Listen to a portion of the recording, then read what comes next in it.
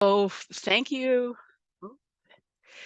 Thank you so much for this great turnout today. I'm very happy that you're all here because this is a very important project, I think, for New Brunswick's provincial heritage. I'm here at UNB Libraries and Archives and Special Collections, and I've been working on this project for about a year now.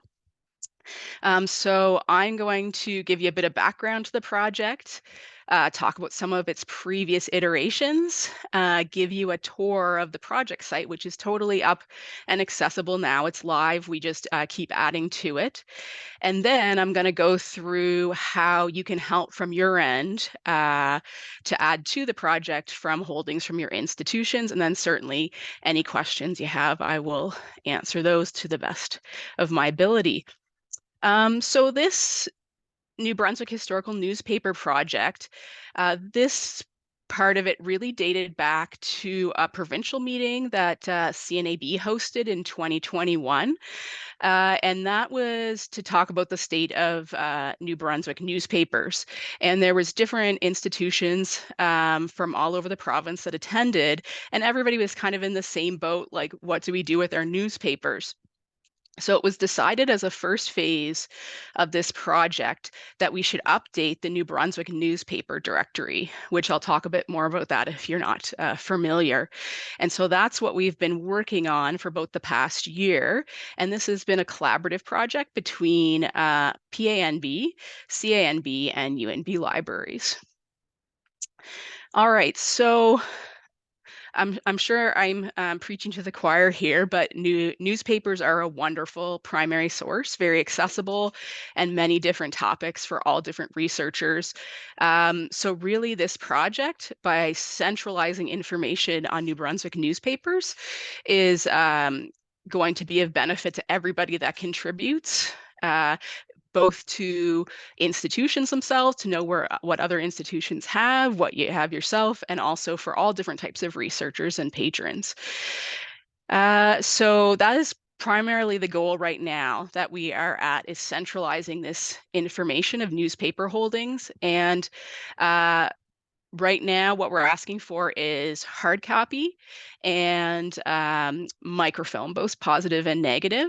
But there is also digital components to this project as well that I'll explain a bit. And once we have this centralized information, we can move on to the next phase of the project, which is where we can recognize material that needs to be targeted for digitization and preservation as well, which is the next part of the project. So the original New Brunswick newspaper directory was published around 1997.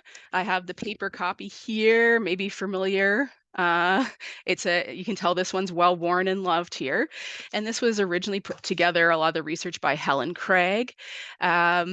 And then soon after that book was created, then an online version of that was published on the Provincial Archives of New Brunswick site, which you also may be familiar with, and we'll take a look at that in a second.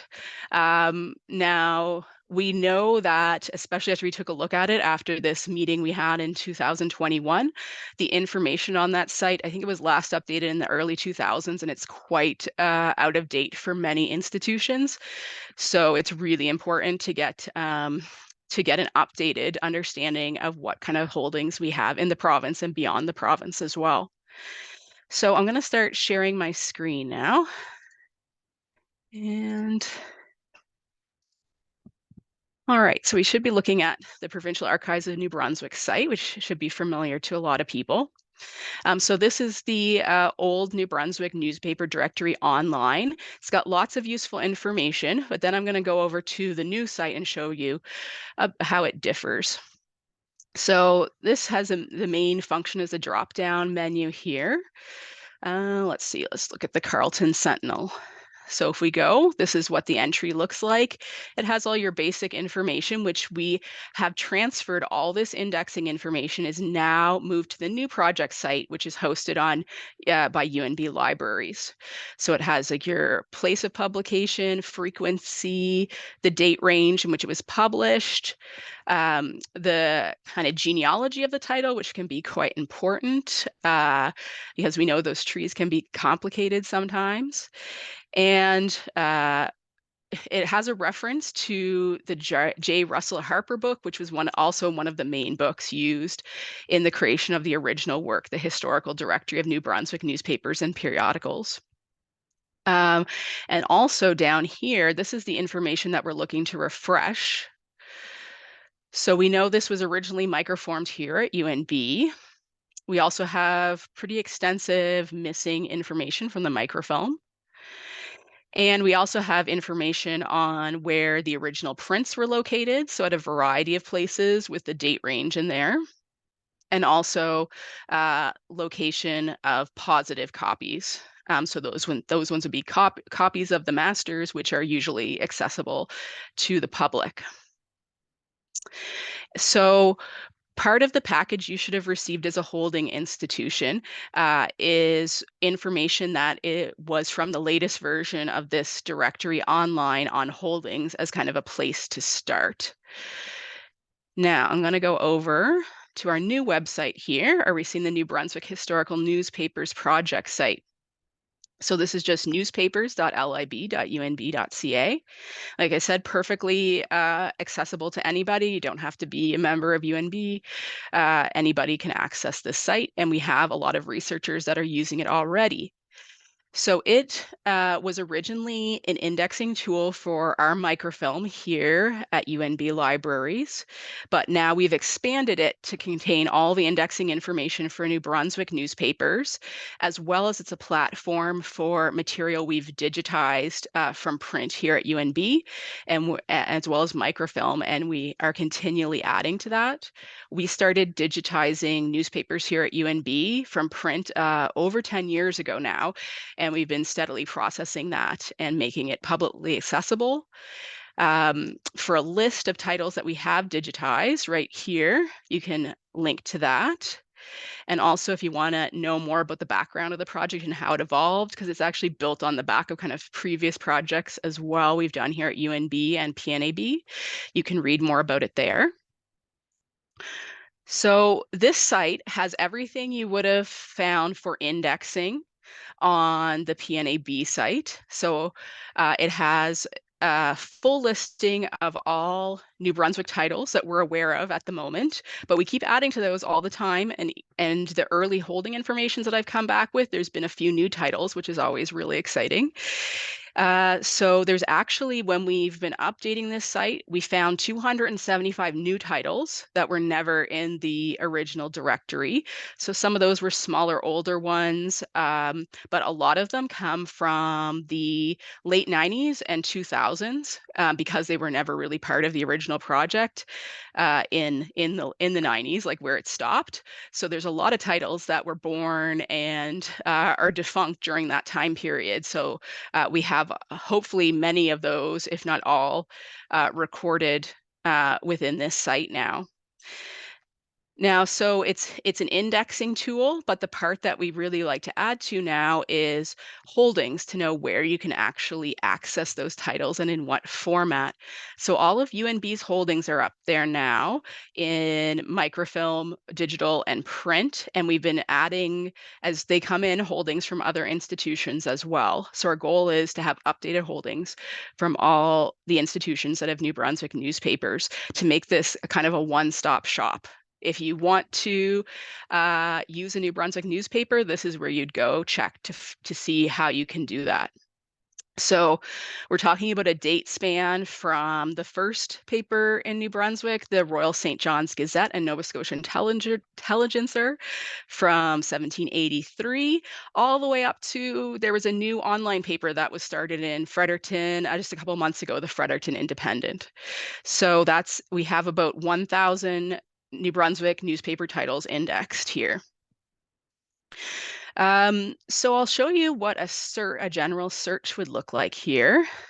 What a great feature of the searchability on this site is. Say you need to look up a topic, you're researching a topic from St. John in 1850.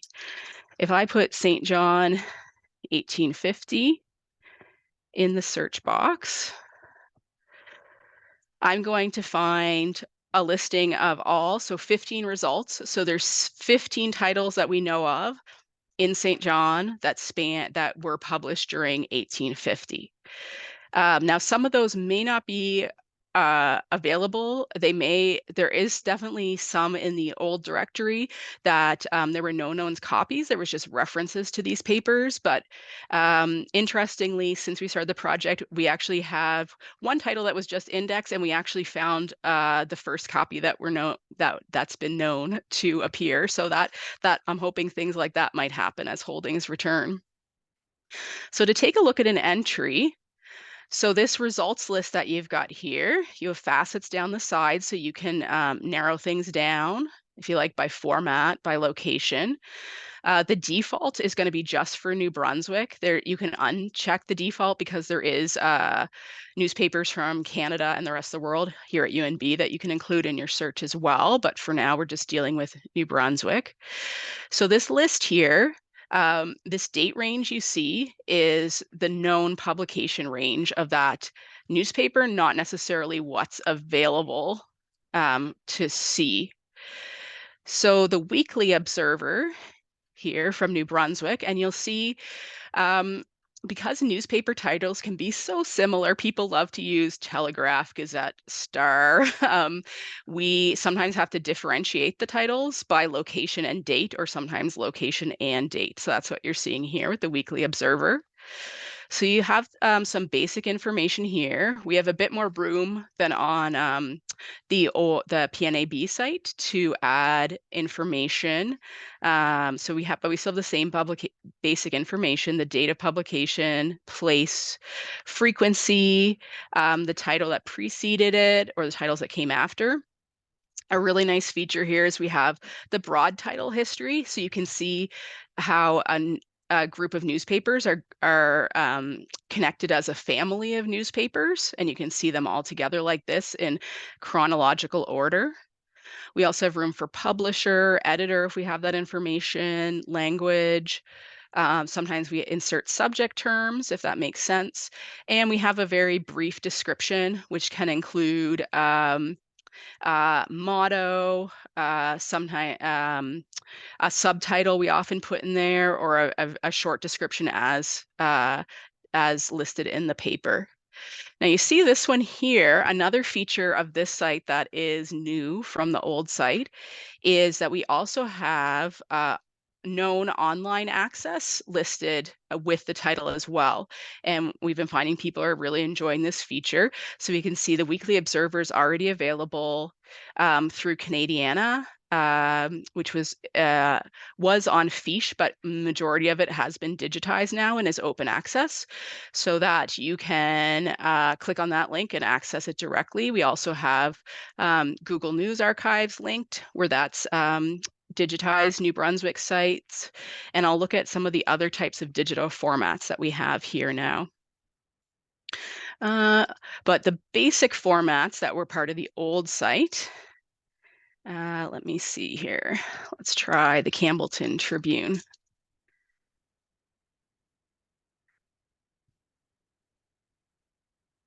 So, all right, so this is a good example here of the Campbellton Tribune, that sometimes titles are used, discontinued, and used again. So therefore you have to differentiate them by date here. So that's the case here. But for the 1926 version, so that means it was first published in 1926. We have it for UNB libraries. We have all our updated holdings in here. You can see we have it on microfilm, both positive, which on this site we're calling it public, so that the public knows it's available for public use.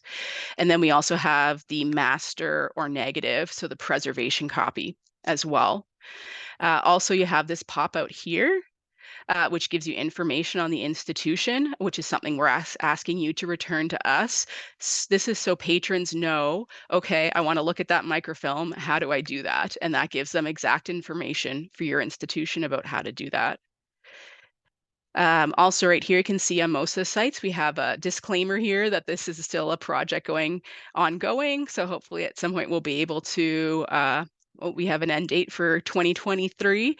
And we've asked kind of as an end date for these holding informations, the end of April, but we understand everybody might not be able to complete at that time, but it would be nice to wrap it up this year. And for a lot of the titles, we still have a link out to that title in the old directory to access that holding information until it's all transferred over. All right. I'll show you another example here. And also there's this nice feature on the front page here that rotates of different digital publications that are open access, and also um, showing this day in history, because all our digital things that were produced digitally at UNB are indexed. So we can see this is a newspaper from this day. And one of our most extensive newspapers that we've digitized is the Daily Mail. All right, so let's look at the Daily Gleaner.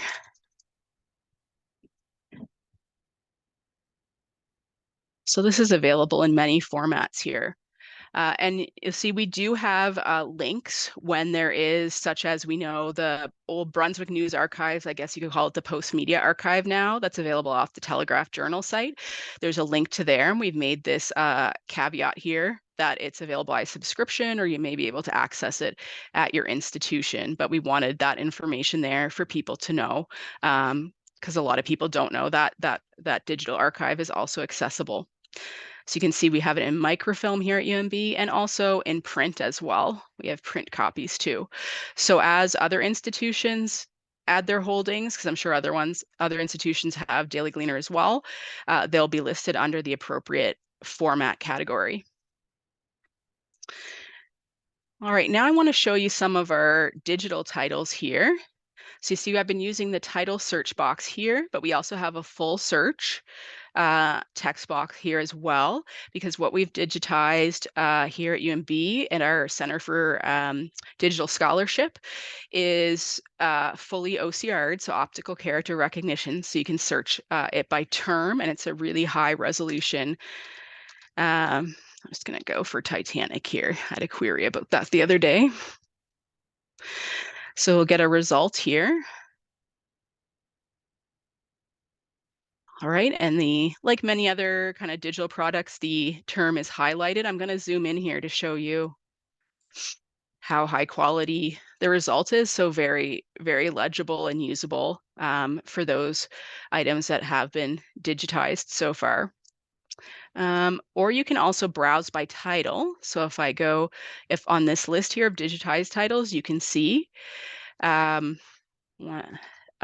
smaller one that's kind of interesting is the Polymorphian. So this one's out of St. John, and it was published for Queen Victoria's Diamond Jubilee. So if you're on the home page of that title, you can access digitized content. And so we only have one issue of that, and that's the case for some titles. One issue, we have very a robust population of issues for some titles, but not this one. But it's still kind of interesting. And like this, you can zoom in and browse. Go Douglas Hazen. So that's one of the nice features of this site as well. And we certainly hope to add more digital content as we go along. Another digital version you'll find on the site is we have links to digitally born papers, like, for example, the manatee. So you can also, there's an access link to that site as well. So again, like, we're working towards making this an all access point for New Brunswick newspapers. And I'll show you one more example here on the news site to give you an idea of what we're working towards. And I would, as you're looking at your holdings, I think you'll find it useful to refer back to this site to see how titles have been indexed on this site. And the Grand Manan Archives very nicely volunteered to be a guinea pig to be the first people to return holdings.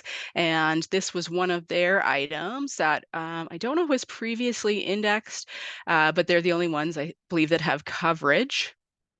So this is how it would look that's not UNB. We see Grand Manan Archives. Missing coverage, that means if you know that there's missing issues, that's where that information would come in. And you can see that their reference here is particular to their institution. We all have different ways of referencing and accessing material. So this would be in particular how they access that title. And also they've provided their access information here, how you make an appointment and access newspapers at the Grand Manan Archives. And you see, also you find a feature on that's not here on this page is we try to have a thumbnail just to give a representation of what a cover page of that paper would look like. So if you have a newspaper that we don't have a thumbnail for, or if it's a new title, which totally we're happy for you to send in new titles. If you could provide a little thumbnail like a JPEG, that would be great. So we could populate that. And if you do have a new title in your collection that's not on the site, if you could provide us with some of the basic background information here, if you have that, place of publication, editors, a bit of a description or subject, because often I have a hard time generating that information if I'm not looking at a copy of the paper. Okay, I see some things coming up the chat. Okay. Do you have any questions yet?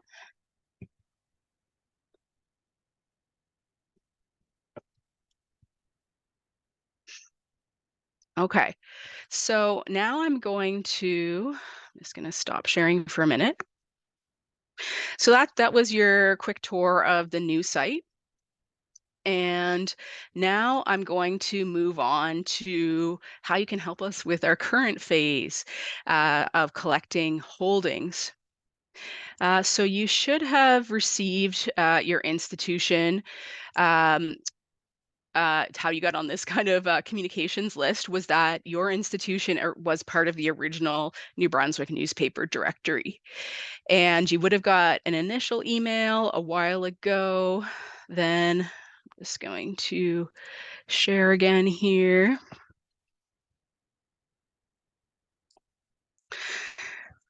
There you see this is the last email, just a copy of the last email that you would have gotten. And along with this message, you should have gotten document attachments as well, which I'm going to go through now to help you return these holdings. All right, so the first item you should have received is, let's share again. Oop, didn't work. A second.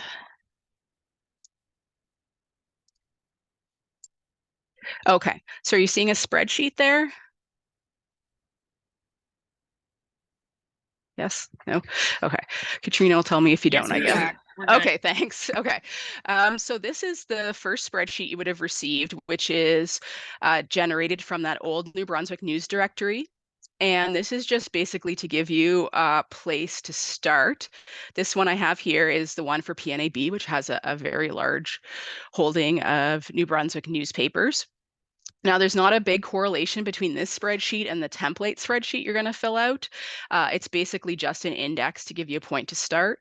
Now, we've heard back from a couple institutions that this information is so outdated, like this list isn't even really that useful, but for some of you it might be. And what we're looking at is it'll give you the name and then the type. So in this format, the originals would mean the print. Positive microfilm, and negative for negative microfilm. And then for 1 second. Sure. What is positive and negative microfilm? I don't know what that is. Oh, sure. So positive is a copy of microfilm. When microfilm is created, the negative version is created, or the master, and that's the one that other microfilms are produced from, like the negative of a photo. Does that make sense? And so how do you know which is which? they should be labeled. Oh, they're labeled. Yeah. So the idea is the positive copies are the ones that people use because they get scratched up Okay. with use. So um, so it's important to know who has the negatives and masters and the submasters because that's what you would want to digitize from. Or we're not really producing any new microfilm now. That was part of the thought behind this project. Um, but by also knowing who produced the microfilm, we know that could also help deal with copyright issues. Okay. Okay, Thank you. no problem. Um, Under notes, that will give you for on the spreadsheet of old holdings, that gives you a general idea of the dates of the holdings that should be there. And if we scroll down, this one's quite long, and you'll see some of them. There's like, say, you see 3 Moncton Daily Times here. That's because PNAB used to hold that in negative, positive, and print copy. And then as we scroll down at the bottom of your holdings, and some institutions might only have very brief versions of this. There's also a listing of missing holdings that's been generated separately to give you an idea of what might be missing. Now, for the project, we've decided that if you don't already have access to what might be missing from your holdings, that's not really something you should put a lot of time into right now. If you have that information readily available or the labor to do it, that's fine. But I know it's actually quite hard to go through and see what you're missing. Um, so if you can give us the general date range, that's what we're looking for. So that is the old holdings. Okay, are we good so far? We have one question from Evelyn. Okay. What if your institution wasn't part of the initial project? Yeah. Okay, so we have thought about this. We want to start with the groups that we knew used to have newspapers, but if we've already had a couple institutions, especially like small museums, contact us that they have newspapers that weren't never in the listing. We can send you the spreadsheet and the information on how to return your holdings. We would totally be up for that, but that was kind of like after we get the initial holdings back, we were going to send out a broader message to institutions that may have been missed in the original directory and ask them to send their holdings as well. So at any point, if you want to send us their holdings, that would be more than welcome. All right, so the old holdings, you should have also had a spreadsheet template of current holdings, and I'm going to go over that in more detail now. And with that were instructions that correlate to that new template for the spreadsheet to help you fill it out. Also, there was a contact information form, and that's what we were using to populate that pop-out I showed you to tell patrons how to contact you. And also for this project, each institution that was part of the original directory has been assigned an institutional ID number. In the original project, each institution had a letter code, but just for the purpose of this database, all the institutions now have a number. So this would be different than what you use for interlibrary loans or anything like that. It's just particular to this project. If you forget that part, that's fine. I am going through all the spreadsheets that are returning to make sure all the information is correct and there.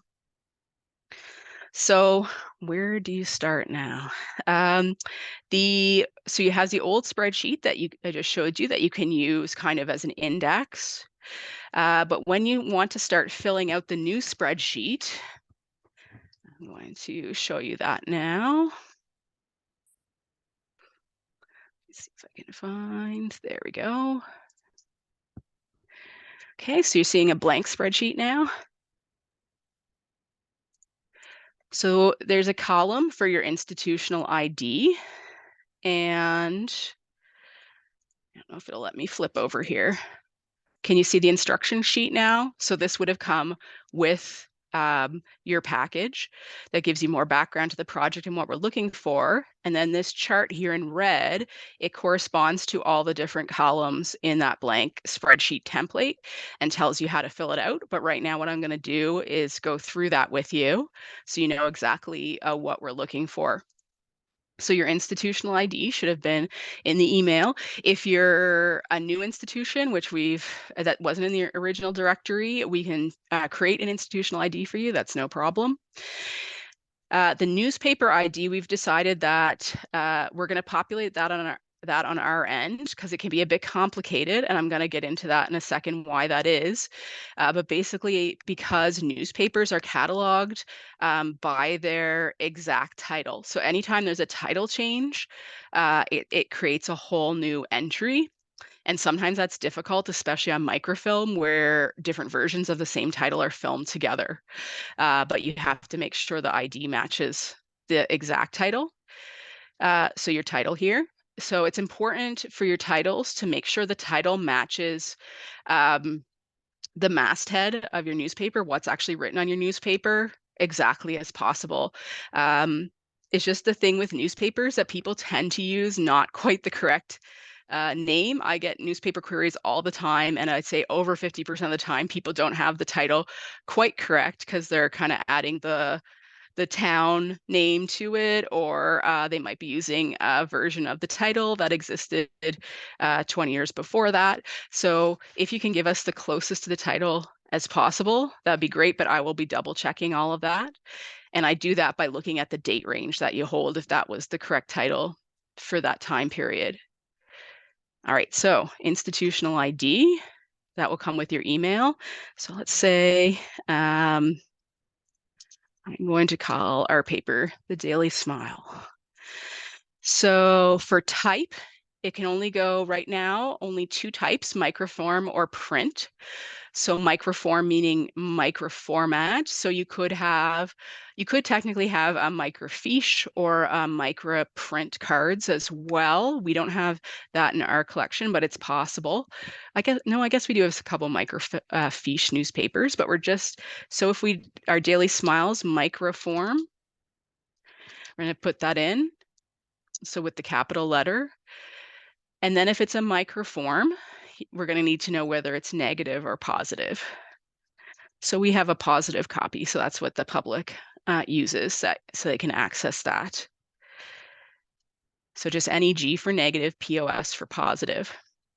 For your holding date, this is probably the trickiest part of the spreadsheet, and I know I've had my struggles with Excel to get the date formatting in, but we need a certain date, year, month, day to enter into the database. So, and Excel doesn't always want it to stick, but I'll show you if it won't stick for me, I'll show you what we can do here. Yep, it changed it for me. So I'll show you how we can fix that. And I'm going to put a holding end date. So this is your broad range, and it's okay if you're missing holdings within that. That's just your earliest issue and your latest issue of the paper. So I'm going to say 1992 month and date. All right. So Excel doesn't want to hold that format.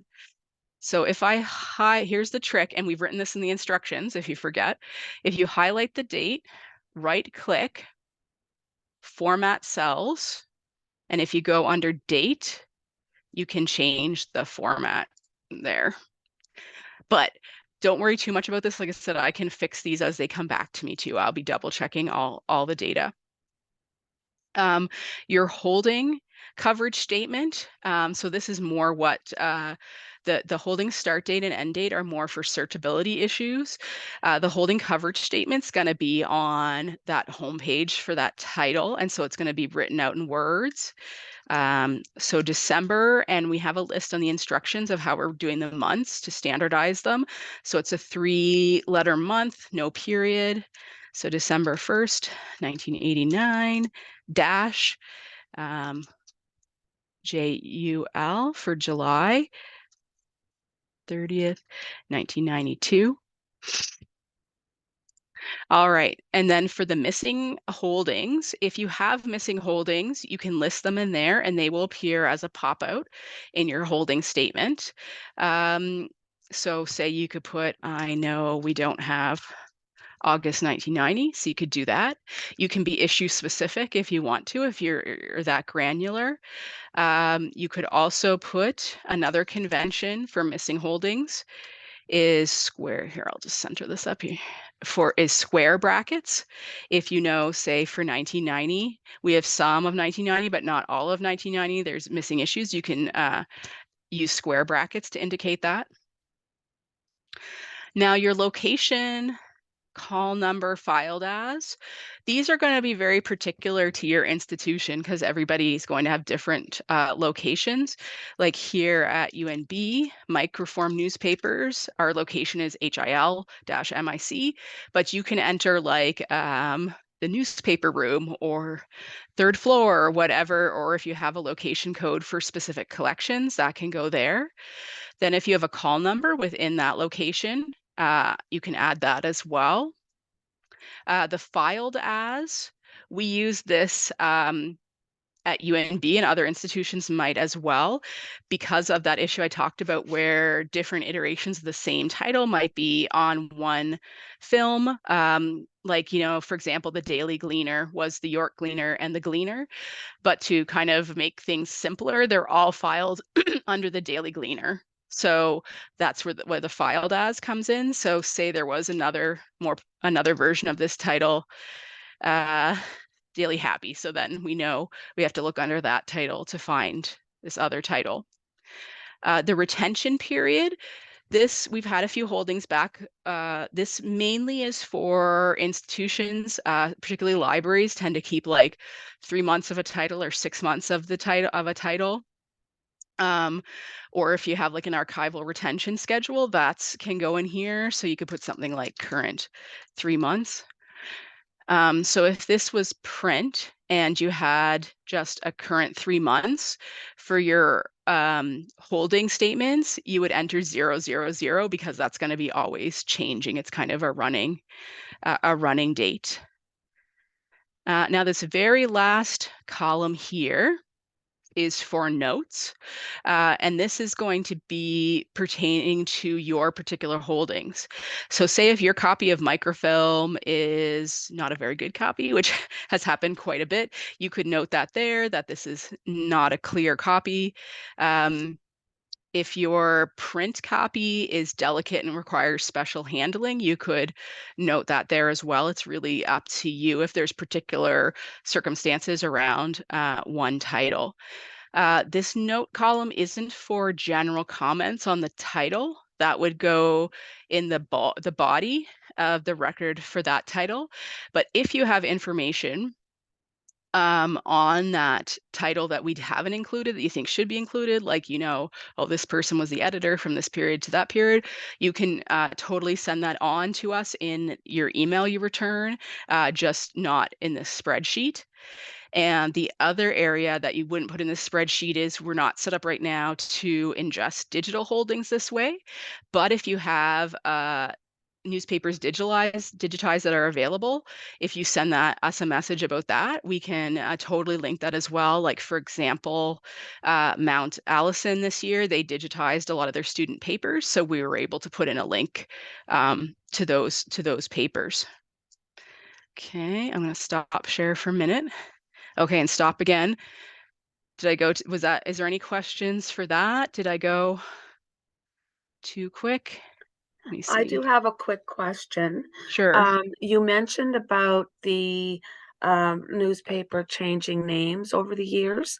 So what would be the best practice when you're searching? Do you search the new name, or will you find results on the old name of the newspaper? You should find results on the old title as well. They each have their own separate entry. Okay. But I'm actually gonna show you right now an exact example of that. That's kind of like the most complicated question is the title separation. So let me show you here. Okay, thank you. Let's see. Get the right. There we go. Oh yes, and I even had a good example of this. So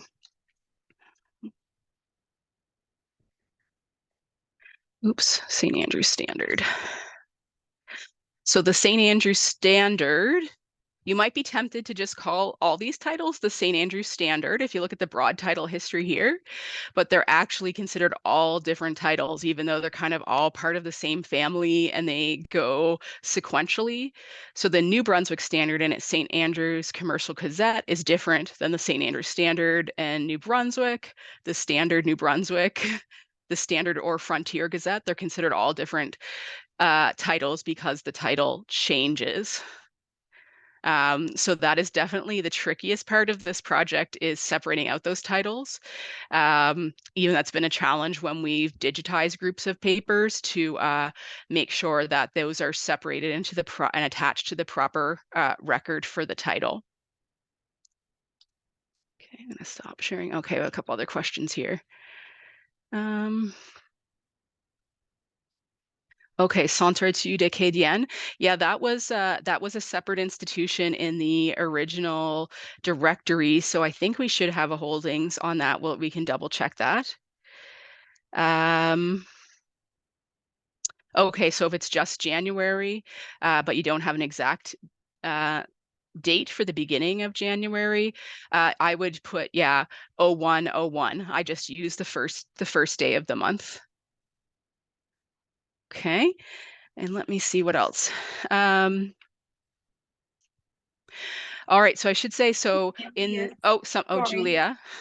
Great job, by the way. Thanks for this. I have a volunteer who's working on this. And so just to clarify, because I know we're probably not the only institution, PANB kind of groups our titles together. So the example you just showed, we would probably have under one homogeneous collection.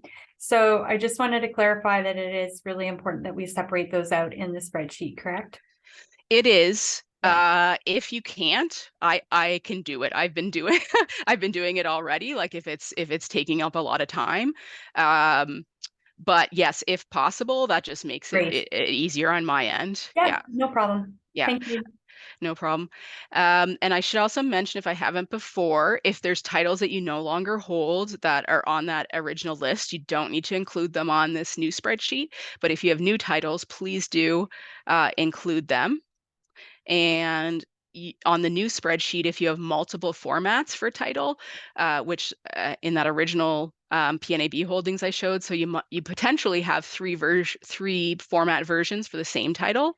They would each need their own line. So if you had the Daily Gleaner print, that would need its own line, the Daily Gleaner positive microfilm, and the Daily Gleaner negative microfilm. They might all have the exact same holding statement, but they may not.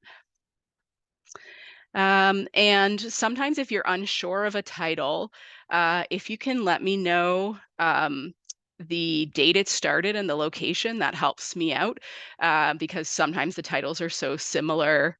Like sometimes I just get a holding, like, or somebody requests for the star, and there were like a couple stars published. So if you let me know the location, especially helps. All right, so I have one more thing to show you here, your contact form. And so I'll share one more time. So this is to help us all out, and partially to help me out because I do like getting newspaper queries, but I do not want to get all your newspaper queries as well. So this directs people, if they see, oh, Graham Manan holds this newspaper, how can I get in contact with them and give them a direct link to that information, so only you know what's the best way, if somebody wants a copy of a newspaper, if somebody wants to come in to view the newspaper, how they can do that. So this just has a spot for your institutional name. And I will note that in the old directories, we troubleshot as much as we could. There were some institutions change, they combine, they rename. So a lot of the names in the old directory were very outdated. So if you can give us your current name, so we can double check we have the right one, your email, you can put your phone number if you want, your physical address, if you can do a Google Maps link to show people how to get there, and if you have a website. But probably the most important thing is this text you want to put in the pop-out for that little info button, exactly how's the best way to contact you. Okay, and Okay, so any new questions?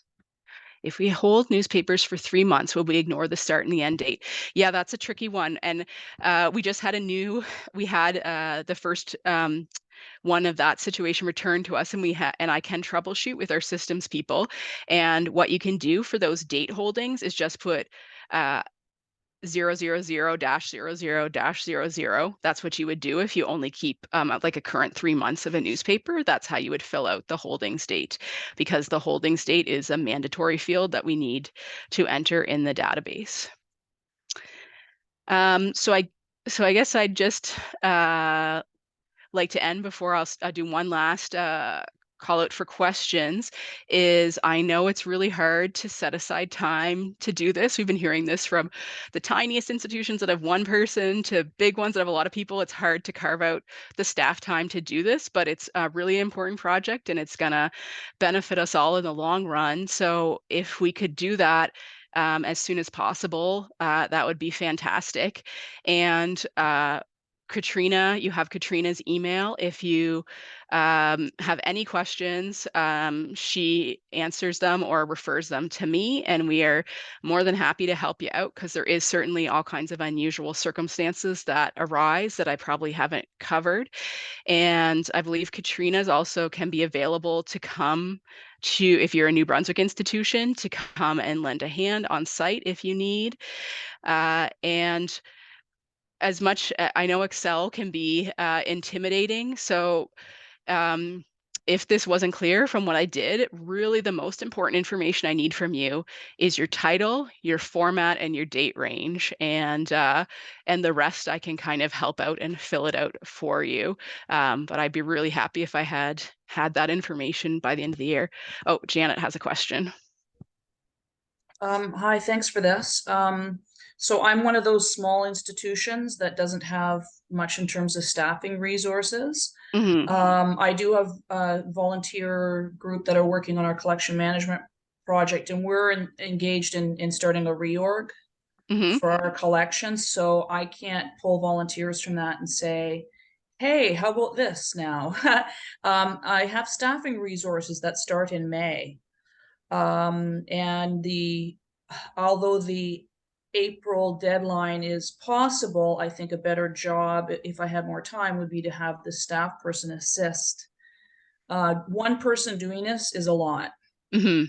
To get my hands on the physical copies of the paper and then sit down and document, etc. Yeah. Is it reasonable for me to say we can have this done in May as opposed to the end of April? I mean, For sure. is this a hard deadline? I felt like we needed a deadline, or it was just going to drag on forever.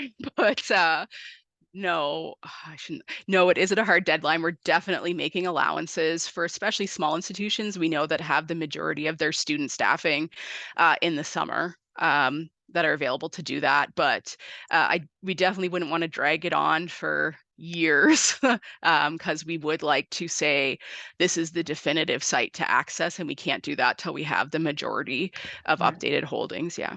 I mean, some of the material you've asked for is readily available, and it's in an office adjacent to where I work. So to me, that's not daunting. It's the ones that are mysteries to me that I have no idea. You know, you sent me 2 lists, and one is obvious. Yes, we have those. I've seen them myself. And other ones are like, gosh, I had no idea.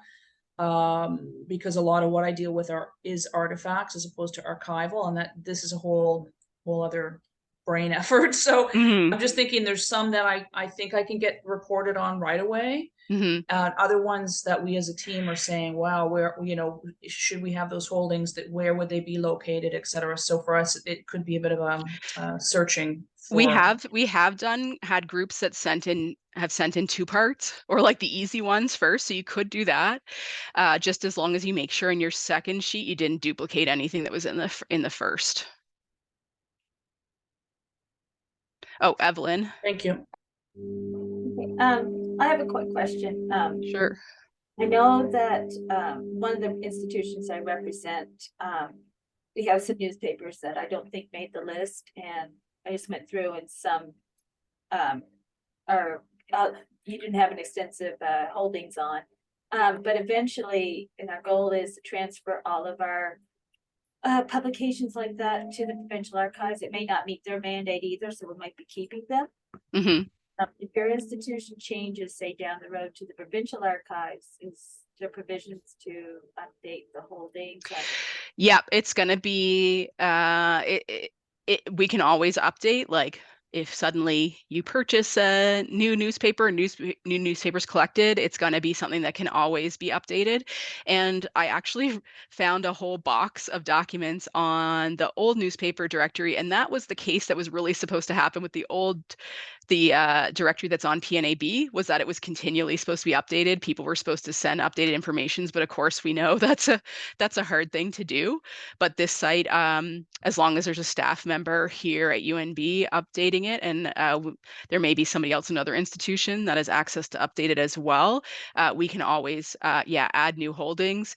And that's a situation we're dealing with right now because the St. John Public Library is in the process of transferring some hard copy papers to us as well. So yeah, that definitely happens for sure. And if we've already, I know that like at King's Landing, we've already transferred most of our archival material to the provincial archives. So, and there might have been some newspapers in the transfer. I'll have to check the list to see if they made the cut, so to speak. But in that case, they would be under the provincial archive. That's right, wherever they are now. Okay, wherever their physical copies are. Yeah. Okay.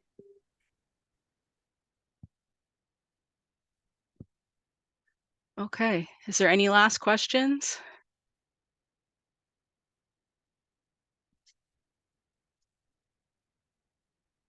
No? Okay. Oh, there's a reminder from Julia that just popped up. I Okay. believe the new site also allows users and institutions to submit edits and errors found. It's a question.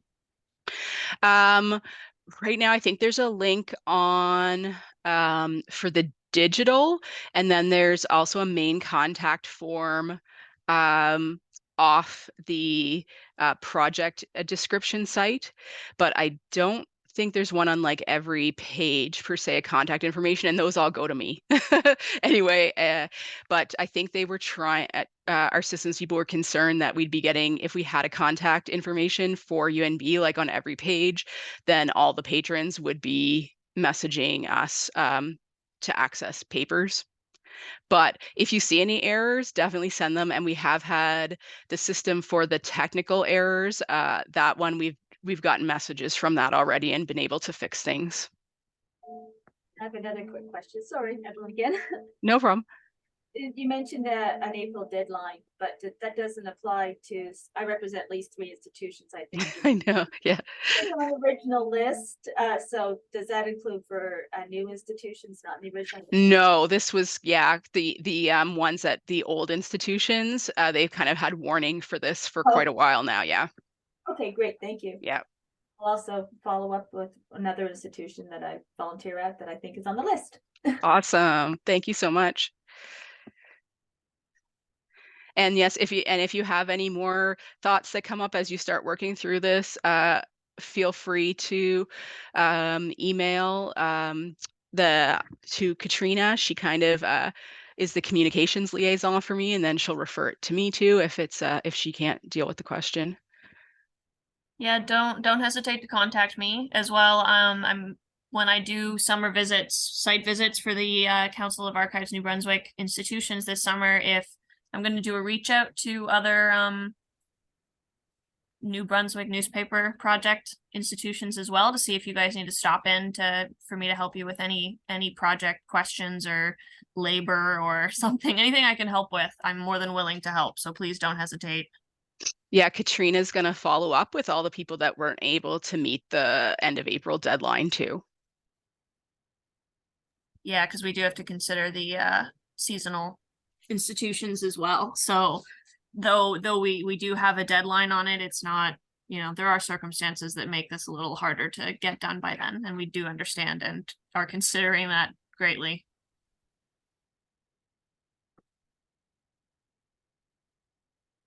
Okay, if that's it. Oh, it's almost exactly an hour. Okay. Good timing. Yeah. So, should I thank you, Leah, for that amazing presentation that was thorough and incredible, and I'm so happy we ended up recording it. Okay. Yes, I've been very immersed in it, so it's fresh in my mind. So Yeah. So if anyone has any questions, don't hesitate. I'm going to send an email following this with possibly, and by that I mean possibly, probably, with the link for this, as well as some answers to some basic questions, some information that we might have picked up from the questions that you guys asked today. So that'll all be emailed to you. And along with that will be my contact info. And again, I encourage you to please reach out. okay. Have a wonderful afternoon. Thank you again so much for coming out. We really appreciate it. Have a great day, everyone.